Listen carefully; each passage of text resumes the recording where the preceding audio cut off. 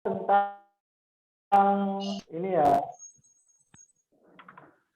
materinya tentang produktivitas sales team dari manajemen. Yes. Oke, mungkin sedikit dari saya.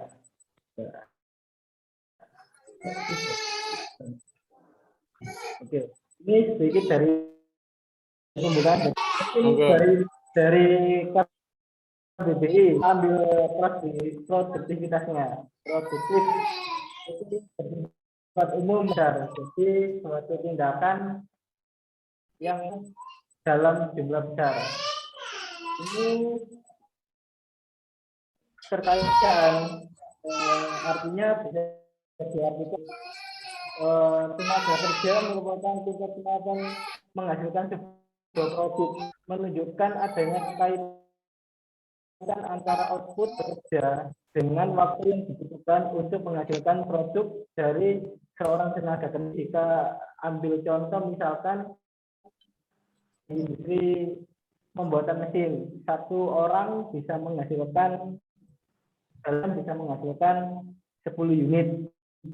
Hitung produktivitas secara bentuk atau dari sebuah produk tersebut. Nah, ini kan jualan lebih tepatnya.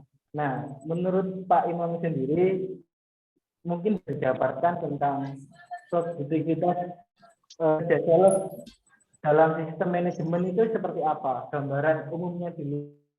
Kan ini juga banyak, bukan dari tim sales, ada tim administrasi, mungkin bisa dijabarkan secara umum produktivitasnya itu. Siap. Itu nanti akan digambarkan di slide-slide terakhir ya, Mas. Nanti jadi kita akan cerita apa namanya, bagaimana sih, apa sih yang ukur di produktivitas sales, marketing dan segala macam ya. Kira-kira itu. Bisa waktu ini karena waktunya sangat singkat juga Pak, kita biasanya sih sharing session akhirnya jam 8. Biasanya lebih bisa dikasih gambaran umumnya dan nanti bisa disampaikan. Oh iya, buat teman-teman yang itu tolong di on cam ya. Itu kalau nganggur di rumah on cam aja biar kita saling kenal. Namanya aja ini siapa ini, siapa, kita tahu di jalan ketemu tanya apa seperti itu. Kan masih sama satu briefing. Lanjut. Baik, terima kasih Mas Ridwan. Kemudian salam kenal yang saat MKO, Coach Shop, dan yang lain-lain ya, Mas Adi ya, dan banyak tim di sini ya sekarang ya. Kenalkan, nama saya Imam Awaluddin Safri. Latar belakang saya nanti coba di next slide-nya apa sih Mumtaz Consulting. Kami ucapkan terima kasih atas waktu yang diberikan untuk sharing momen hari, dan alhamdulillah saya bisa menghadirinya, dan bisa semoga apa yang kita sharingkan nanti ada manfaatnya. Nah, amin. Kemudian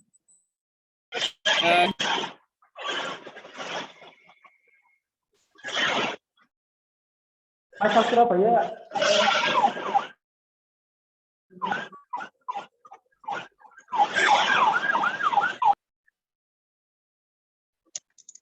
Oke, Pak Arman, matikan dulu biar suaranya jelas dari kanannya. Terima kasih. Oke, lanjut Pak Imam.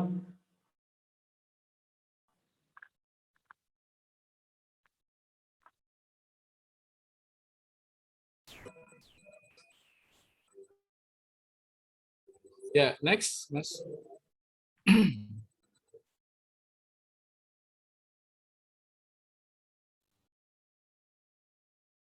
Jadi tak kenal sama kata saya, mungkin bagi sebagian teman-teman MK, kita pernah di MKO sekitar di 2016, dari Januari sampai Agustus September. Kemudian ada beberapa spot juga kita pas saya masih ada di Human Plus Institute. Ini adalah background saya, nama Imam Walid Syafri, Chemical Engineering, kemudian apa sih yang pernah di dalamnya, ternyata saya dari lama di Riau sana, kemudian masuk ke dunia telekomunikasi, network, kemudian buah lembaga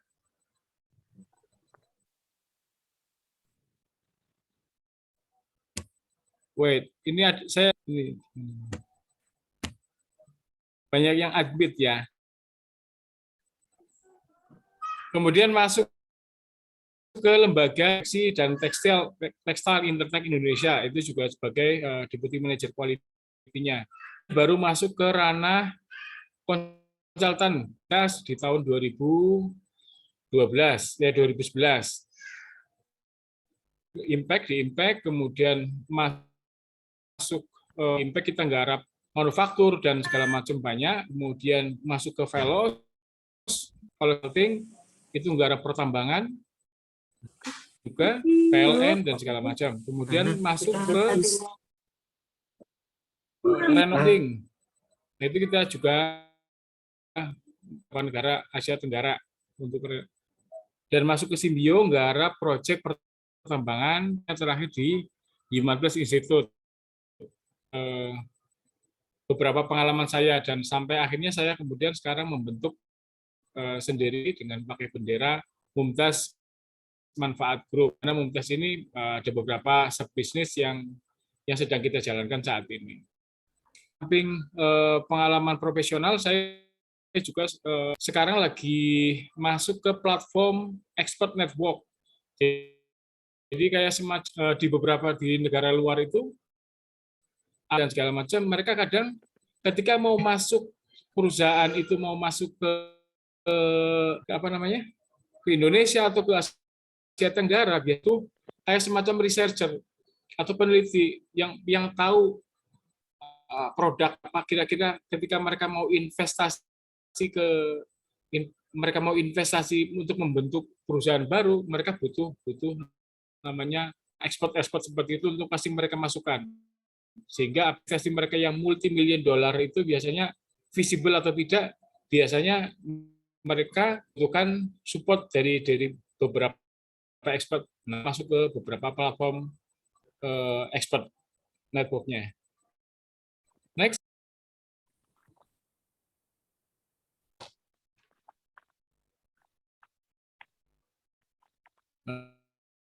Masih buat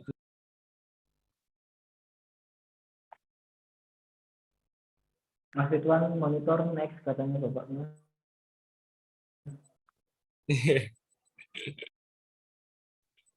Ya, ini adalah siap. Ya, ini sekilas gambaran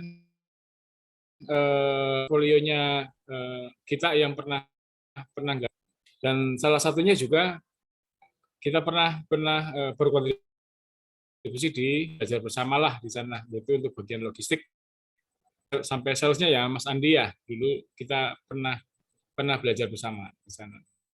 Terima kasih waktu-waktu yang cukup menggembirakan join bersama tim MKO Pak Beni dengan support Pak Beni penuh, ini tambah Santi, Mas Lip dan segala macam. Next.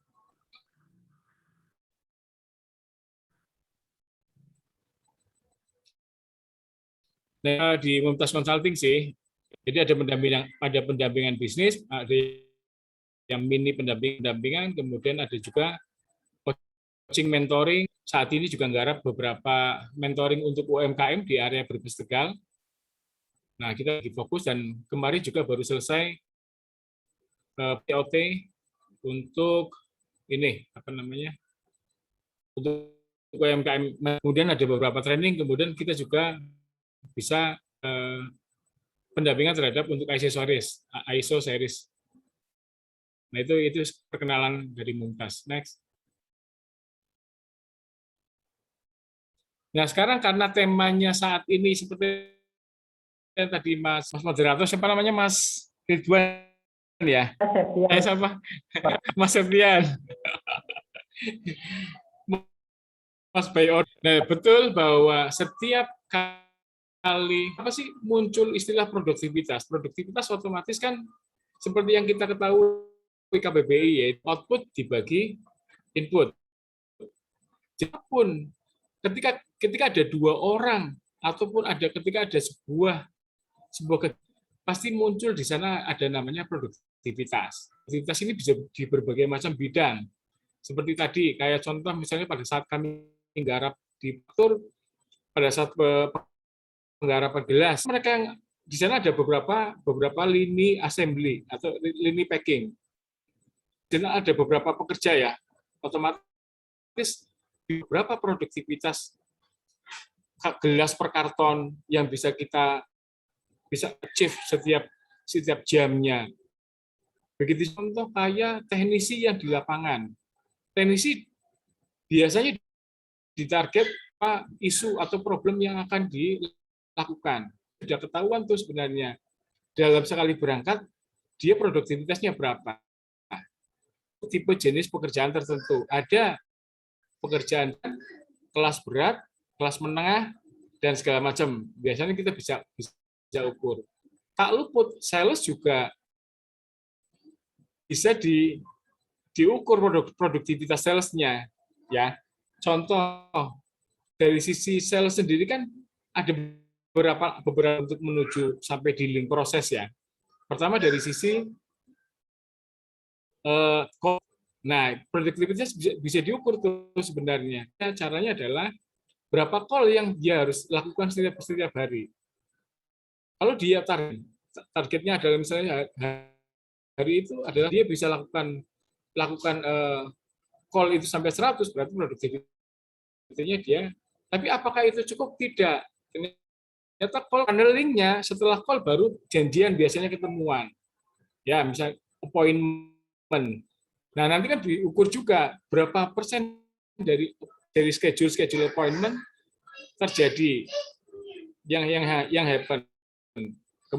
Mulai penawaran, berapa total penawaran diberikan hari itu, minggu itu. Nah, itu kan banyak bisa diukur sampai seminggu itu proses dealing yang bisa dilakukan. Kira gitu ya, teman-teman ya. Jadi banyak cara untuk mengukur produktivitas tim sales ya di tim salesnya. Next.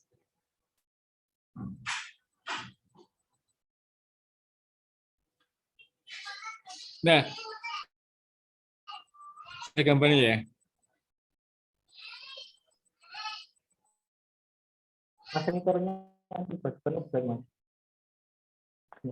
Coba dikit.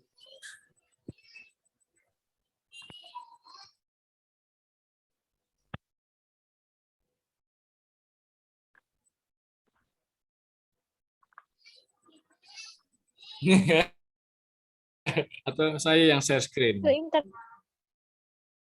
enggak munculnya ngomong ini. Share screen Mas Ridwan. Sudah keluar, Pak. Muncul.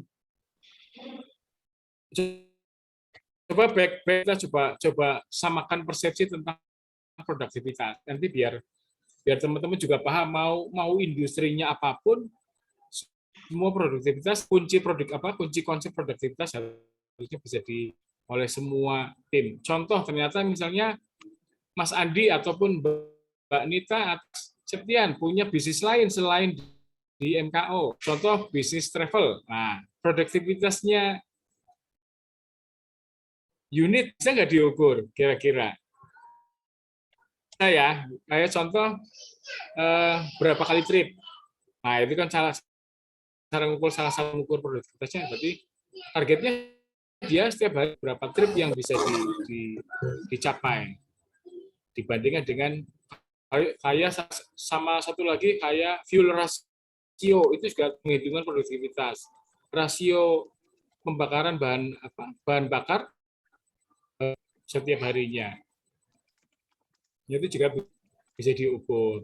Nah, kata kuncinya produktivitas adalah ya output tinggi dibandingkan output yang semakin rendah, itu akan jadi produktivitasnya akan tinggi. Cara mendapat produktivitas banyak cara. Pertama, kemudian inputnya stabil. Contoh, saya mau naik 3 juta, tapi salesnya hanya cuma 2 saja. Sales saya cuma 2 saja, bisa dilakukan. Tapi kemudian, oh enggak, saya mau omsetnya cuma 1 juta aja, tapi saya mau kurangi sales, bisa dimainkan di sana. Mau dibagi 2, naikin outputnya sama kurangi input, bisa dilakukan.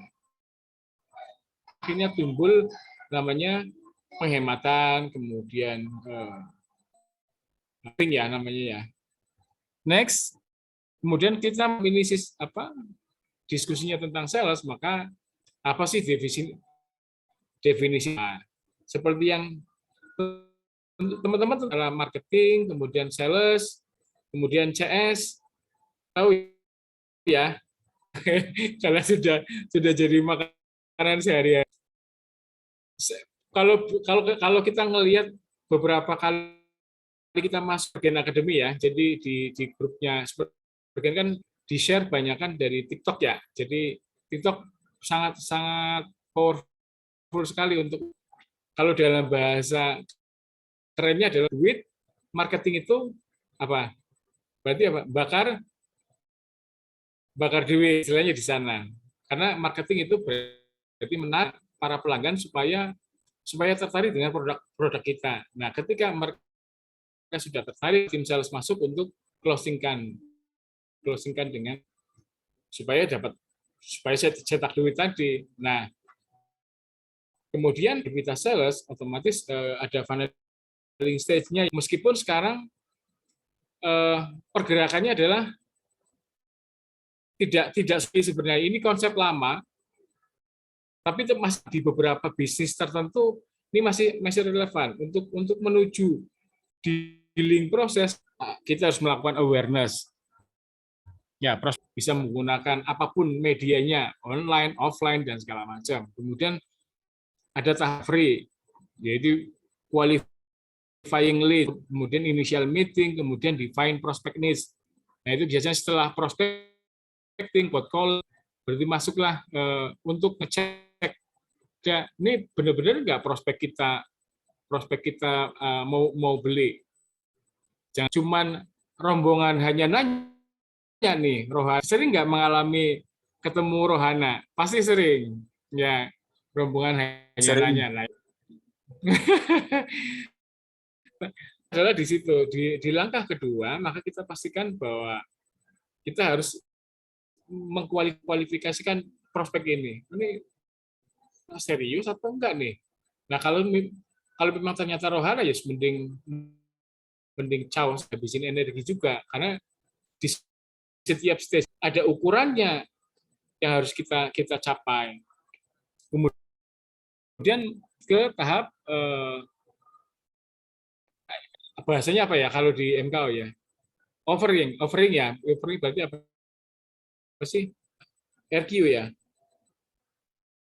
Bahasa kalau yang penawaran ya, penawaran, kemudian baru lanjut ke negotiation.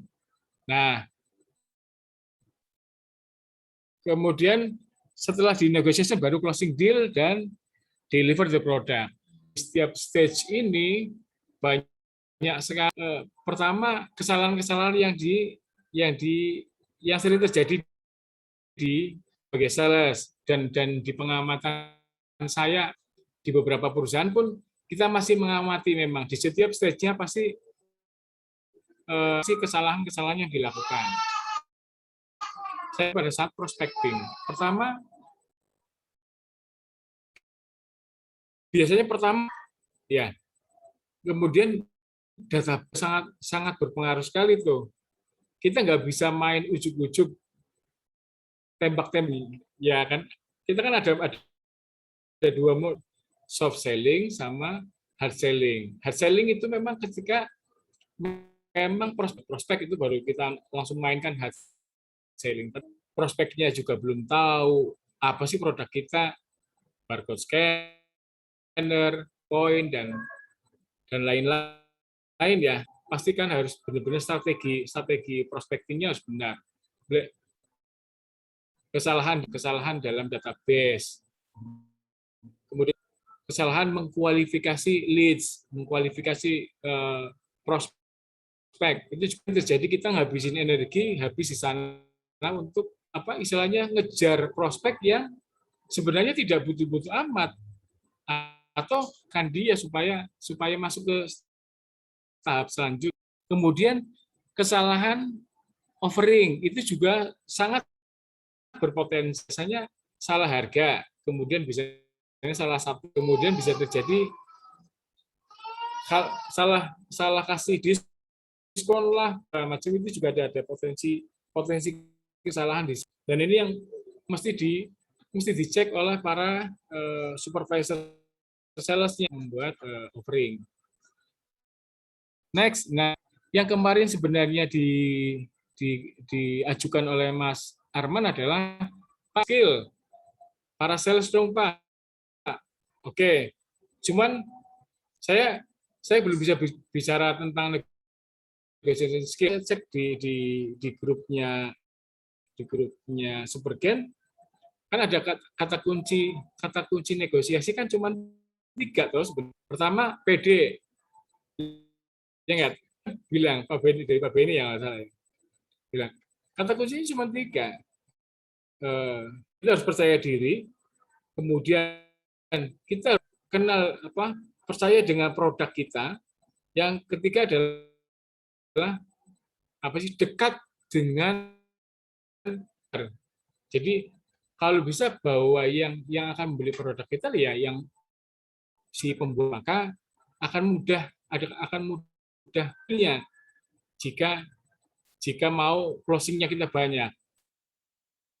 Kadang di beberapa spot kami ya, kayak contoh ketika kita masuk government, jadi pemerintahan itu kan secara birokratis ya kan, tidak pakai tendering lah, pakai juk lah, itu juga model begitu. Kemudian ada juga swasta, perusahaan-perusahaan besar itu juga butuh approval yang cukup lama juga. Nah itu kita mesti pastikan juga bahwa orang-orang yang akan kita closingkan adalah orang besar. Sebagai contoh, kita nggarap di Project Jakarta ya, distributor kompresor. Secara harga sudah MM-an, otomatis apa yang terjadi? Ya kita butuh effortnya luar biasa, ngediling satu proses aja udah waktu 3 bulan 4 bulan. Berbeda dengan produk-produk dengan harga yang kelas C lah, misalnya ribuan atau bahkan kelas B yang kelas jutaan. Nah itu pasti akan berbeda handle-nya. Next, kemudian tahap-tahap yang buat sales ya, closing ya, paling deg-degan juga, paling menyenangkan juga kalau tercapai. Nah, apakah tipikal kita sekarang masalah closing the deal? Kita bisa ngelihat kan, biasanya normalnya sales itu misalnya apa ya? Siklusnya adalah kita gencar di akhir bulan, ngedealing dan segala macam. Tidak seperti itu ya teman-teman ya. Nggak tahu nih sekarang MKU modelnya seperti apa. Apakah masih gencar atau tiap hari bisa digenjot, tiap hari karena sudah menanam sedemikian lama berminggu-minggu yang lalu. Jadi setiap minggu panen di sana. Kemudian tahap yang pada dasar deliver the product. Kadang ada yang pada saat kita dealing dengan klien, kemudian kita mendeliver produknya nggak on time, itu juga akan jadi jadi akhirnya menimbulkan repeat order. Ini itu cukup krusial di beberapa stage ini, mestinya kita bisa kunci. Nah, ini kenapa kita mengambil judul saat ini ya, sales menggunakan sistem kendali manajemen, karena kami percaya bahwa setiap stage di sini itu sangat rentan untuk proses selanjutnya. Kira-kira begitu, bahwa ini funneling stage-nya. Nah, yang funneling model baru itu bisa kayak melink. Kemarin saya belum dapat foto terbarunya, tapi bahwa siapapun saat ini dengan model ini ya, model platform offline online itu akan semakin channel dan segala macam itu sangat cepat juga di sana. Jadi tidak melulu staging seperti ini, tapi bisa sangat agile di sana ya. Next. Sampai sini clear ya teman-teman ya. Ini dua sebenarnya. Tentunya kalau teman-teman ada yang sudah ikut ini sama BFS ya, yang kelasnya Pak Armala ya. Ya karena alumnus sana ya semua nggak mau tetap mereminder bahwa dalam sebuah perusahaan piramida struktural, piramida organisasi. Kata pertama yang dibutuhkan oleh organisasi pasti kuncinya di atas, yaitu apa? Revenue dan profit. Saya contoh MKO cabang Surabaya, ya MKO cabang coach shop cabang Semarang dan segala macam. Kata kunci pertama yang harus di revenue, omset, dan ya kita kadang terjebak di sana. Omset, oh Pak, banyak banget nih udah capai target nih, tapi ternyata setelah profitnya tipis karena kita jual produk, ternyata produk-produk kelas atau tier C. Nah, sedangkan ada yang memang penjualannya sedikit tapi untungnya banyak. Nah, itu juga perlu dengan baik.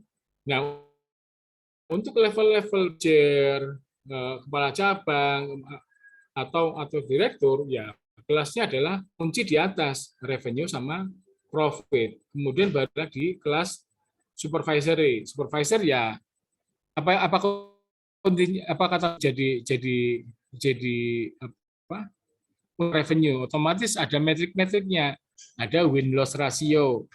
Win-loss ratio-nya kan berapa yang deal, berapa yang loss, kan? harus diukur. Kemudian apalagi pipeline, kemudian deal chain atau basket size itu juga harus diuji di sana. Setiap hari basket size saya berapa? Kalau contoh misalnya ini outlet, nah pas kemarin kita nggak di outlet roti ya, itu juga ada.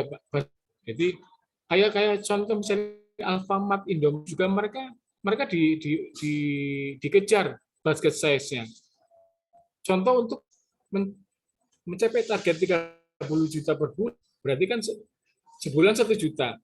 Untuk 1 juta itu berapa transaksi yang dicapai. Nah, itu seperti itulah contohnya. Size contoh berarti saya harus tiap hari harus 100 transaksi untuk mendaftar. Sehingga kalau saya tiap hari 100 transaksi, juta setiap hari saya dapat, otomatis goal saya 30 juta per bulan yang harus dikunci oleh seorang supervisor. Berapa new customer secara KPI, key volume indikator yang ada? Berapa existing customer, berapa new market yang terjadi, itu juga bisa diukur. Kemudian customer retention itu juga harus juga untuk kelas-kelas supervisor dan manager di sana. Berapa customer yang balik ke kita? Nah, saat ini di MKO sudah mulai diukurkah customer retention-nya 70%, 80%, mulai lagi setiap hari, setiap bulan, atau tiap 2 kita, itu juga bisa jadi ukuran. Tapi ini kelas untuk level taktis ya. Jadi levelnya supervisor kuncinya di situ. Nah, kalau untuk tim-tim lapangan untuk mencapai yang level tengah tadi adalah tadi call, berapa meeting, berapa event, berapa proposal yang harus. Nah, itu biasanya untuk tim-tim yang di lapangan. Nah, itu dikunci tuh harusnya dari sana. Kemudian dari sisi referral berapa didapatkan. Nah, kita mesti ngejar di sana. Kemudian sales plan, berapa follow up yang sudah dijalankan. Nah, kan kalau dilihat dari kalau nggak salah di lalu kan di Supergen Academy kan ada ini ya, ada based on data bahwa kebanyakan adalah minim di follow up, merasa oh ini masih cold prospect, warm prospect. Kita biasanya ngejar follow up-nya adalah yang hot prospect. Padahal cold sama warm prospect itu kan sebenarnya potensi duit, istilahnya bahasa gantung tuh sebenarnya. Tinggal di follow sekali, 3 kali sampai 10 kali follow up baru mereka bisa dealing, atau sama sekali misalnya sudah ini bukan target market kita, ya sudah di lift saja. Kemudian kayak manajer, untuk level manajer berarti ada territory account assignment, itu juga perlu dikunci. Target contoh kayak misalnya Coach Surabaya itu sebenarnya handle berapa area, apakah regional timur saja atau beberapa spot saja, Surabaya, Sidoarjo, Malang, Blitar itu. Nah, itu berarti kan ke depan bulan depan tabel area Nganjuk atau apa segala macam, itu berarti bisa jadi input untuk bahan penambahan area targetnya ya. Kemudian CRM tidak lupa juga bahwa kayak banyak itu after sales service ya. CRM kan juga relationship management itu kan sebenarnya bisa diinput sama diproses sama di upload. Di pre-sales-nya berarti kita mesti memastikan berapa leads yang masih ada, berapa yang sudah ke kita. Itu perlu dikontrol tuh. Kemudian mulai mereka berproses sama kita, berbisnis sama kita. Itu juga perlu di maintenance. Seperti yang dulu pernah kita buat sistemnya, yaitu ada maintenance sales maintenance system, itu juga perlu dipastikan tuh. Kemudian pada saat after sales-nya itu juga perlu dikunci. Orang yang sudah bisnis dengan kita berapa lama, itu juga bisa kita ajakin brand advocate kita, ataupun mereka bisa jadi level yang cukup powerful juga. Nah, itu perlu dijagain. Jadi sales di lapangan ya tadi saya ulangi bahwa di polling, kemudian di proposal, di beberapa invitasi, kemudian di beberapa meeting, bahan teritorial, ya, kemudian berapa follow dokumen. Nah, itu kadang di beberapa yang pernah saya alami, sales kadang lupa, pokoknya duit aja, tapi ternyata dokumen itu terhadap proyek-proyek yang kayak pemerintah, dokumentasi sangat penting. Jangan sampai duit dapat ataupun pembayaran dapat, tapi secara dokumen nggak bisa diklaim, itu juga bahaya. Nah, itu mesti di seluruh lini ya. Jadi para manajer sales juga harus pastikan tim lapangan ada planningnya, kemudian eksekusi administrasinya, dan 5M yang dulu pernah kita sharingkan ya.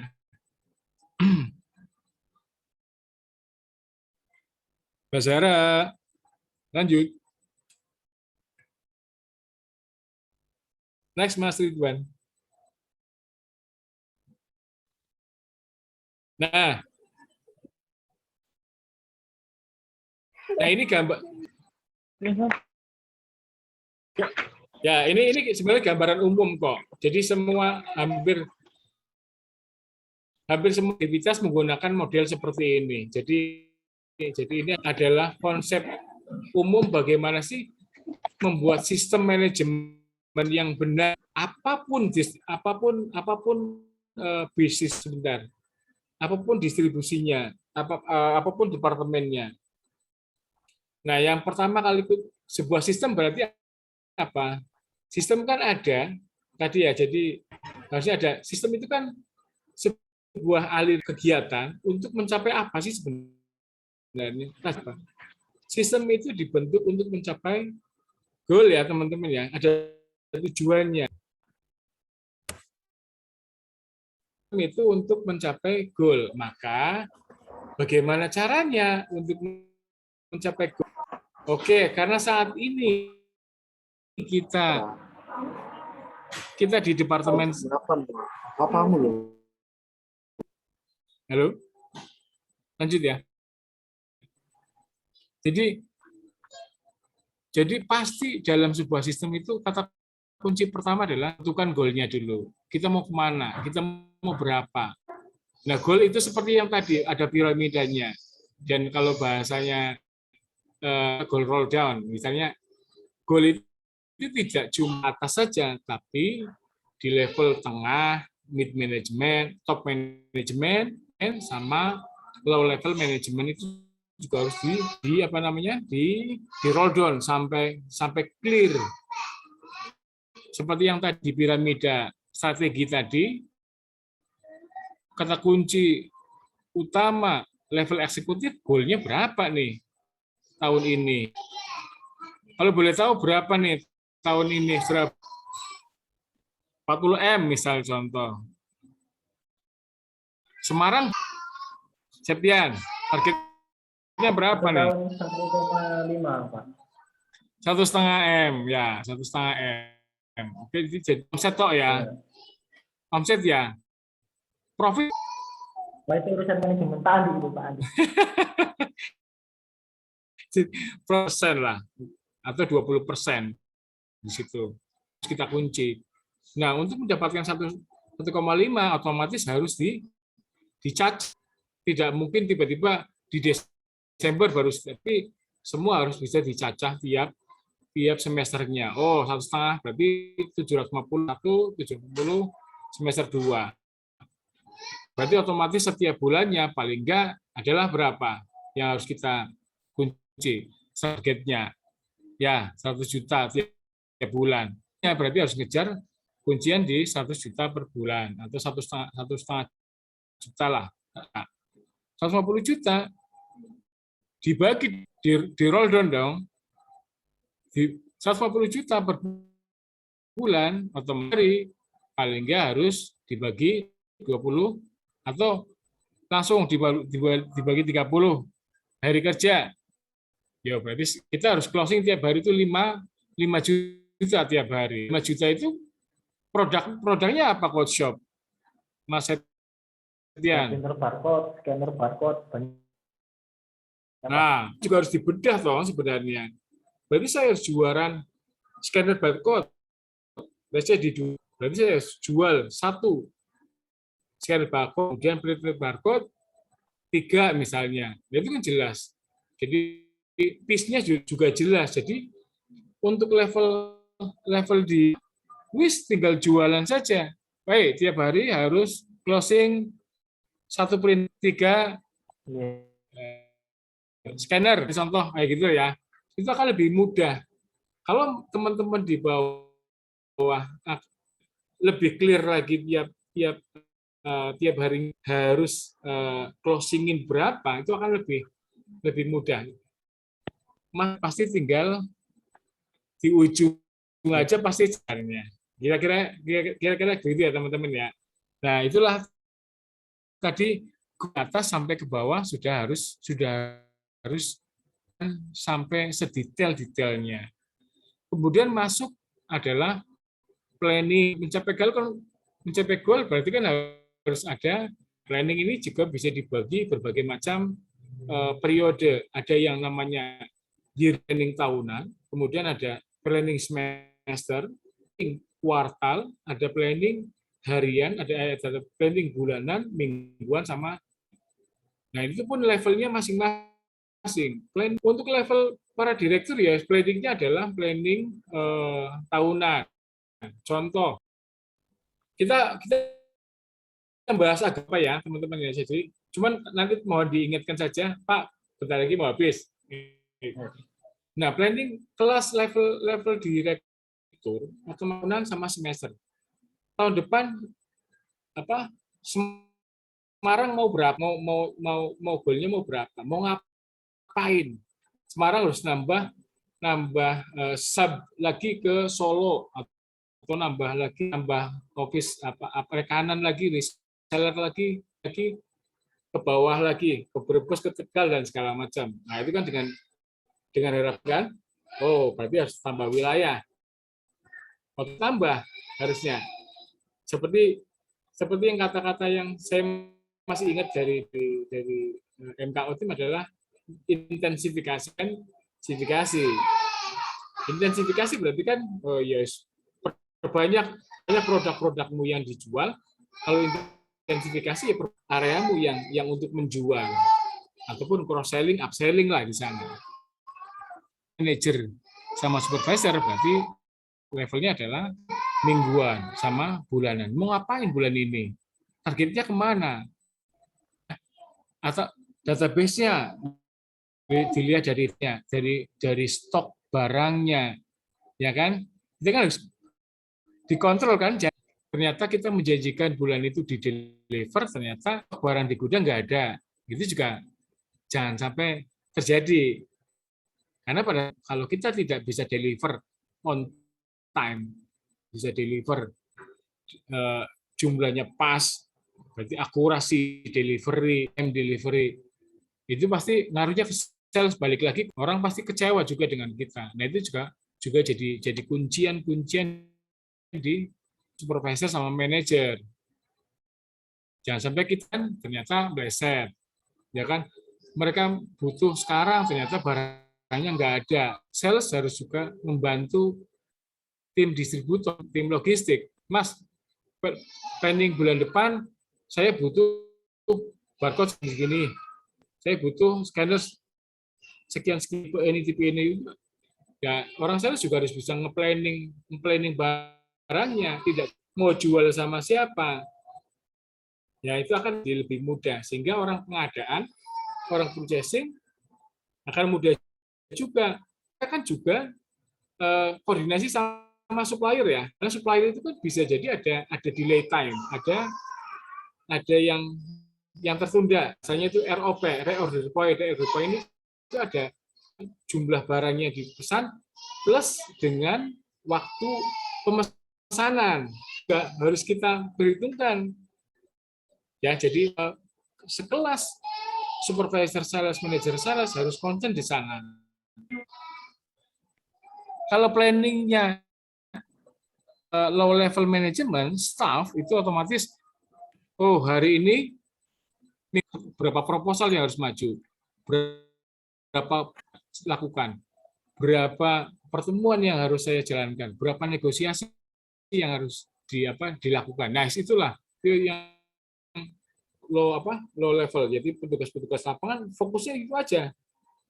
Kuncinya di situ. Jangan masuk terlalu jauh juga, istilahnya gitu ya. Jadi kadang kita itu yang terjadi di lapangan, istilahnya apa ya, bahasa ini apa ya bahasanya ya, supervisor ngerjain kerjaan staff kadang ngerjain super belibet di situ. Nah, itu yang perlu dipastikan bahwa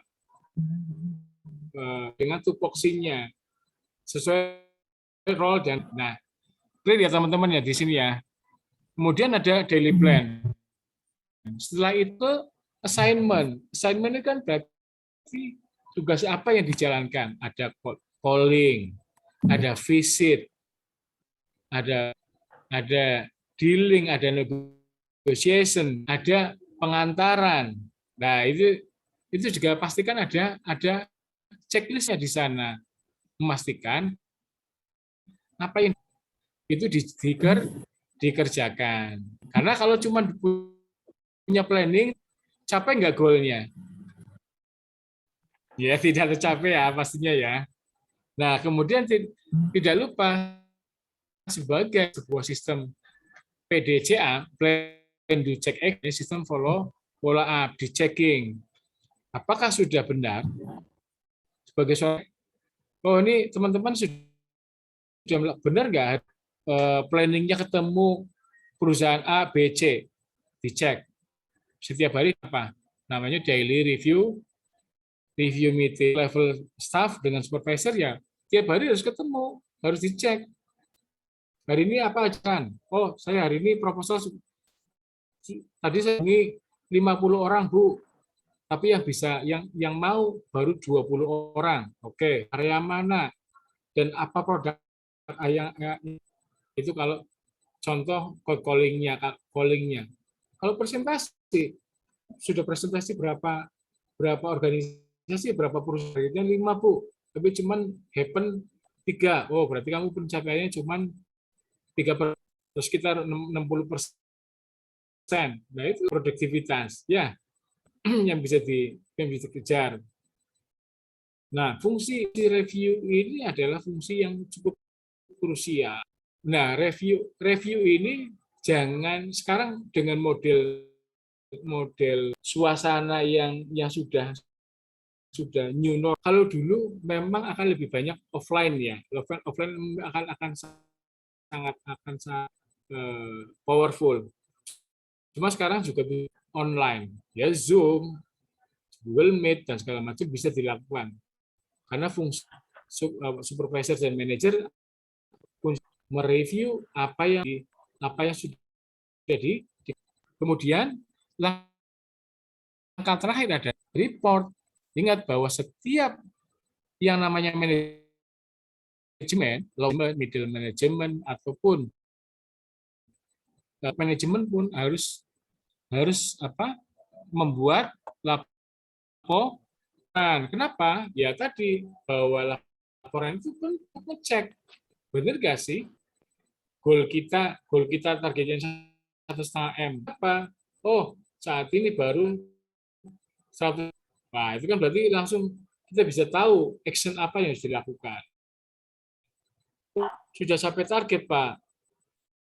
Good day, Pak. Bad day, Pak. Nah, itu kan bisa diketahui dari sisi report. Itu sangat penting, teman-teman, untuk jangan disepelekan. Nah, kadang-kadang yang jadi temuan kami ya, terutama jadi konsultan pendamping itu, wis Pak, sepenting closing ya, yang penting aku dealing dan segala macam. Nah, terus buktinya mana? Ya nanti Pak, nggak bisa. Semua harus ada namanya administrator, supaya bisa ngelihat goalmu tercapai apa enggak. Dari mana? Ya dari laporan. Ya, teman-teman di level bawah, level tengah harus bikin. Mungkin kalau level bawah ada laporan harian, kalau level middle berarti supervisor itu berarti laporan, kalau manajer berarti laporan bulanan. Level di atas branch manager, kepala cabang, direktur, otomatis levelnya adalah lahan. Ini baru kalau misalnya kita perusahaan sendiri. Nah, kalau kita sudah mulai TBK, ya kan, otomatis kan banyak stakeholder, para komisaris, para pemegang saham. Nah, kita harus buat laporan supaya melihat bisnis kita itu tumbuh. Oh, ini loh bisnis based on laporan yang terjadi. Oke ya, oke. Next, sampai sini clear teman-teman ya? Clear, Pak. Oke, good. Next.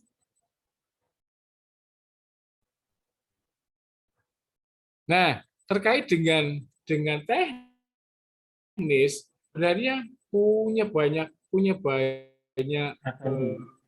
yes, ilmu kok saat ini itu ilmu digelontorin begitu saja kok teman. Dibandingkan dulu zaman saya muda, itu kan saya harus ke perpustakaan, harus dibalikin, harus fotokopi. Nah sekarang itu ada di genggaman. Ya, nah kebetulan kalau kalau kita ngelihat untuk sales banyak pembelajaran toh sebenarnya ilmu di YouTube, di TikTok itu kan kayak contoh mungkin kayak Pak Budiman ya, siapa? Siapa sih namanya? Nggak kelihatan. Antoni, Pak. Antonius Arif atau Mac Ifle. Bahkan kayak sendiri kan yo sebenarnya beliau terus membuktikan bahwa ternyata apa namanya dengan ini apa membuat konten-konten ternyata followernya juga cukup banyak tuh dan luar biasa itu membuktikan bahwa dia juga sebagai sales person yang handal. Jangan ragu-ragu untuk menggali semua apa, informasi dimanapun, belajar negosiasi, belajar apapun. Kata kuncinya adalah yang mau kita mau apapun belajarnya dari guru kita nggak praktek, nggak ada hasilnya juga. Ya, yang penting adalah nggak apa-apa praktek. Contoh kayak di Pak Budiman, misalnya 7 kesalahan sales. Ya wis itu aja, dijalankan aja tiap hari, direview aja. Skill kita akan nambah kok, teman-teman. Dan kami yakin kok bahwa kalau kita mau kemudian kita prosesnya itu nanti kita istilahnya yuk terlatih dengan sendiri. Dulu nggak pernah berurusan dengan istilahnya benar-benar hands on untuk link. Maaf. Nah, sekarang harus handle.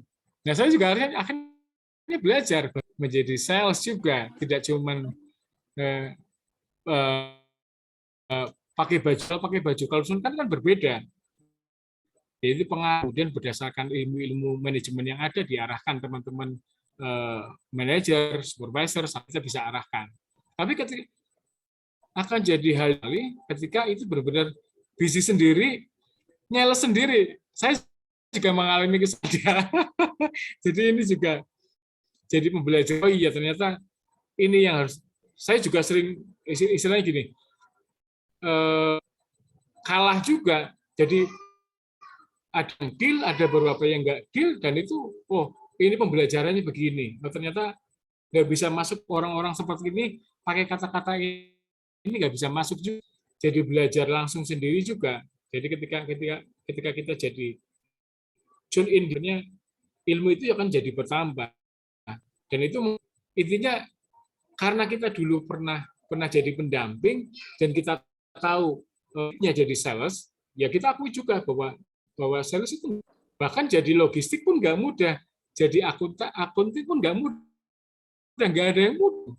Tapi seiring berjalannya waktu, teman-teman berproses, maka itu kan jadi mudah dengan sendirinya toh.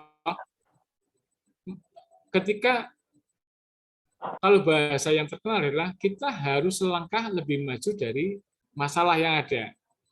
Biasanya kalau kita nggak bisa menemukan ketika kita menemui masalah dan merasa susah, artinya ilmu kita memang belum di-upgrade. Nah, teman-teman kalau misalnya merasa gitu, pasti berarti ilmumu masih belum di atas masalahmu. Tapi nanti masalahmu sudah ilmumu sudah di atas masalah, kok gampang banget ya? Oh ternyata caranya gini tuh. Oh ternyata itu hampir sama seperti saya di dunia konsultan ketika nemui beberapa klien, ya Pak tolong dong cek perusahaan saya, usaha saya, ya alhamdulillah dengan ini di sini nih kuncinya, karena ya tadi berproses. Tapi pada saat konsultan ya sakit perut, keringat dingin dan segala macam. Nah itu yang tapi lama kelamaan apa sih gimana caranya sih belajar lagi. Wis nggak peduli mau dikatain bodoh, nggak peduli dikatain kayak gitu. Wis pokoknya saya mau belajar, saya share supaya masalah-masalah itu bisa terselesaikan dengan sendirinya. Jadi yang bisa kita sampaikan malam ini teman-teman. Sekarang sesi adalah sesi sharing momennya. Monggo diskusi dan segala macam. Oke, baik Pak, makasih. Ini tadi sangat banyak dan mungkin dari teman-teman tadi juga banyak dipean ini tadi. Iya. Per 12 menit. Oh iya. Untuk mempercepat saja, saya cari 3 pertanyaan, ada 3 perusahaan nih dari Kokat dan dari MKO. Monggo mungkin perwakilan dari Konsep 1, dari Yukat 1, MKO 1, langsung open mic aja. Langsung tanya ke Pak Imam langsung aja biar enggak diajar dan sebagainya. Ini kita buka sesi pertanyaan. Monggo dari Konsep atau dari Yukat dulu atau dari MKO. Ini kan kebanyakan sales tapi salesnya MKO masih belum kelihatan. Pak, kita bahasnya adanya Pak Alim sama Mas Reza sama Bu Santi. Saya belum tahu saya yang mana. Mbak Dayu atau Mbak Devi, Pak Arman, mungkin aja apa yang jadi hamba 1 tahun ini mungkin langsung ditanyakan ke Pak Imam, langsung open mic aja. Ini kok nggak ada yang tanya? Udah jelas semua, udah pinter. Mungkin. Atau makin malu gitu, Pak. Ya, salam kenal semua ya teman-teman ya. Tahu, Pak Tito. Apa kabar Pak? Biasanya suka tanya ini orangnya, tapi baik Mas. Alhamdulillah baik Pak Tito. Selamat malam Pak Imam. Assalamualaikum warahmatullahi wabarakatuh. Salam. Pak Imam. Tito. Jakarta. Wah, luar biasa. Alhamdulillah. Boleh nanya sedikit Pak? Nih, semuanya gimana nih, udah lewat dari waktu yang ditentukan nih? Masih lanjut? Saat itu kita kasih 3 pertanyaan dari Yukat 1, dari MKO 1, dari Konsep 1 untuk mempersingkat waktu karena waktu. Ya, oke. Gini Pak Imam, mana kalau kita sudah buat planning yang dari A sampai Z kan untuk kita melewati, tetapi planning yang ada itu kita susun dan kita kan seberjalannya waktu ada yang terlewat atau tidak sempat kita jalankan. Nah, itu bisa untuk harus balik lagi ke schedule yang udah kita lewatkan aja Pak, karena prospek saya rasa udah nggak penting lah untuk kita kembali lagi ke planning yang kita buat atau yang sudah kita Pak. Oke. Baik, pertanyaannya menarik ya. Jadi memang mungkin gini, tahu sistem Pareto lah ya. Apa itu Pareto? Pareto kan 20-80 ya. 80-20. Even di planning pun kita bisa kategorikan dengan model Pareto. Ada planning yang harus happen. Ada planning yang setengah happen, setengah enggak, atau juga ini planning yang kalau happen alhamdulillah, enggak happen juga enggak apa-apa. Nah, karena impact-nya tadi kita memparetokan tadi, kita bisa paretokan dengan impact. Poin kalau saya ini maka impact ke omset, ke satisfaction, ke profit ada, ya berarti kita harus lakukan important toh. Tapi kalau dari planning tadi ternyata tidak tidak juga nendang ke gol, yo dilanjutkan, boleh tidak. Atau kalau planningnya, itu sih yang biasanya kita. Jadi kadang jangan sampai kita planning remeh-temeh, tapi planning yang memang benar-benar harus happen dan tendangan ke golnya bisa minimal ke 80% gol kita. Jadi yang harus di mati-matian ya planning seperti itu, karena efeknya, dampaknya ke bisa bagus, bisa kayak gitu. Kira-kira begitu Pak Tito. Baik Pak Imam. Berarti dalam waktu juga itu kita harus tahu ya mana prioritas cuman sunnah gitu ya, tapi yes, gitu. Jadi ya tadi fokusnya ke goal sih. Apa dampaknya kalau planning ini? Oh ini wajib. Ya berarti mau nggak mau kita harus mati harus di-happen-kan gitu ya. Kira-kira. Yang sosok yang ya tinggal aja lah. Gimana Pak? Siap. Aman? Oke, Taman, terima kasih Pak Imam, Mas Septian ya. Nah, ya. Baik, lanjut ke pertanyaan kedua, mungkin dari ketiga dari MKU dulu. Dari MKU perwakilan timnya MKU nanti bisa diwakilkan ke teman-temannya. Dari MKU Mas Reza mungkin. Kalau dari coach shop mungkin Pak. Tadi Pak Eko. Sudah MKU. Ya. Biasanya di satu. Selamat.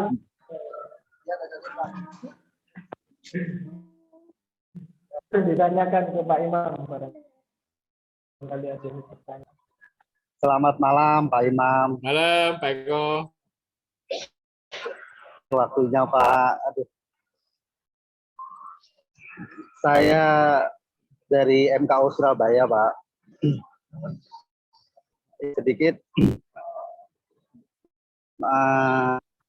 Kadang saya menemukan kendala di lapangan Pak. Yes. Kalau selama ini kan saya kan melayani dealer Pak ya. Melayani dealer. Kadangkala berhadapan dengan dealer yang dan ada kemampuan mungkin banyak apa ya. Gimana saya minta atau kiat-kiatnya untuk meningkatkan produktivitas. Suatu dealer itu ada belum ada kemauan, kebutuhan Pak, kemauan. Mungkin khusus atau terima kasih. Jago-jagonya nih yang para dealer ini. Tapi memang pertama adalah biasanya memang mapping dealer, ya kan? Dari kemampuan dia, istilah bahasanya ya kan sebenarnya ketahuan. Dealer itu kan ketahuan sebenarnya dia bisa makan produk seberapa banyak. Ya. Kedua adalah mapping dari sisi ini cakupan dia, pasarnya dia. Jadi kalau misalnya ketahuan kok, ini juga sharing ya. Pas kita garap kemarin di project Presor juga begitu. Ada beberapa dealer di Surabaya, dealer di Semarang, dealer di Pekanbaru, dealer di Medan. Mereka juga punya itu. Dan pangsa pasarnya mereka ketahuan modalnya berapa sih sebenarnya. Mereka makan produk kita berapa. Kalau mereka sanggup, mereka punya pasar berapa. Nah, di dealer MK enggak, customer mereka. Contoh wilayah dealer Surabaya. Misalnya dealer Surabaya, area mana saja nambah nambah area supaya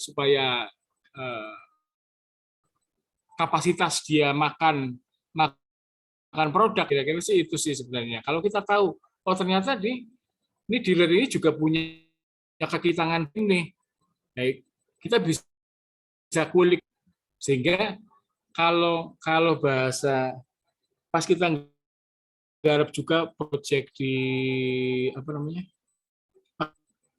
itu juga dia punya berbagai macam dari apa agen, kemudian per orang itu jadi kaki itu semakin banyak dealer ini punya berbagai macam kaki, oh dia nambah, itu sebenarnya bisa ketahuan juga supaya mereka mau, berarti unsur kedekatan kita dengan sangat mempengaruhi, karena dealer yang nggak pasti open kok, karena dia juga mau untung toh sebenarnya. Saya harus contoh target dealer A, target, tapi sebenarnya kemampuan juga dia itu bisa 7 miliar kalau dia mau gerak. Nah, kalau kita biasanya bisa apa, melever, punya daya ungkit juga.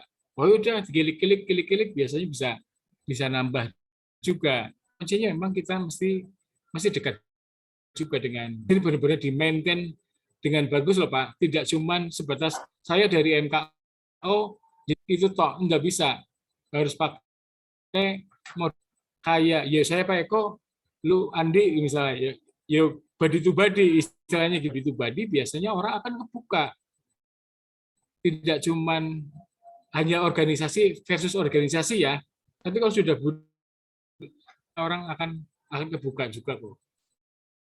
Nah itu kata kita, kalau mau meleverage atau membuat daya ungkit deal kita jadi lebih tinggi, kenal dia secara personal, secara profesional. Nah itu kan juga butuh personal kontak yang luar biasa. Temui itu adalah teman-teman karena merasa bagian dari hanya sebatas, oh ini saya kerjaan, ya sudah saya main perusahaan, lu mau nggak mau ya sudah. Akhirnya apa yang terjadi? Ya sudah, kemampuan makan dealer cuma segitu, tidak ada personal contact yang untuk lebih melebar lebih misalnya membuka potensinya mereka. Itu sih Pak yang saya sering temukan sih itu. Terima kasih Pak Imam. Oke, gimana? Siap. Silakan. Pertanyaan Pak Pamungkas, siapa yang mau memilih? Bunita tadi. Pak. Monggo Bu. Assalamualaikum, selamat malam, Coach Imam. Waalaikumsalam. Iya, ini saya mau tanya nih. Kebetulan kan temanya ini bagus banget. Temanya adalah produktivitas sales team berbasis manajemen. Artinya di sini ditekankan bahwa kalau ingin produktivitasnya itu bisa bagus, berarti harus menggunakan sistem, di mana sistem dari manajemen tadi itu dan bahkan itu kan punya skup-skup masing-masing, mulai dari staffing, supervisor, manager, dan direktur. Nah, dengan posisi yang saya sekarang, begini, kadang jika SKM itu sifatnya dari takaran ukurnya. Jadi dari apa ya, kayak pattern tadi kan kayak bilang, oke, sales supervisor ukuran ke sales team yang di lapangan, lo harus visit sekian, lo harus call sekian gitu. Nah, terkadang saat tertentu di mana perubahan itu tidak bisa dilihat secara detail oleh tim di lapangan, namun manajemen itu bisa melihat bahwasanya iklimnya udah pakai metode begini tuh kayaknya udah jadul banget. Sehingga saya mau tanya, terkadang ini kalau dengan itu tim lapangan tuh lebih sifatnya resisten. Waduh, berubah lagi ukurannya, berubah lagi. Nah, yang saya takutkan adalah bisa Imam sebenarnya merubah hal itu ada satu, atau jangan dong, jangan dirubah. Kalau kamu udah tentukan ya udah tentukan aja. Itu gimana? Oke, siap. Nih Mbak Nit, Kok namanya Yanti? Kan namanya Anita Sujaya. Makanya Yanti. Ya. Oke. Jadi betul bahwa sebenarnya sering pernah dengar ya kata-kata dirubah, caranya yang dirubah. Benar nggak? Sering dengar ya kata-kata. Benar. Jadi memang hanya kayak tadi ada proses jadul, ada proses yang mutakhir dan segala macam. Tingkat agility, bahasanya apa? Kelincahan dari manajemen masing-masing yang bisa tahu.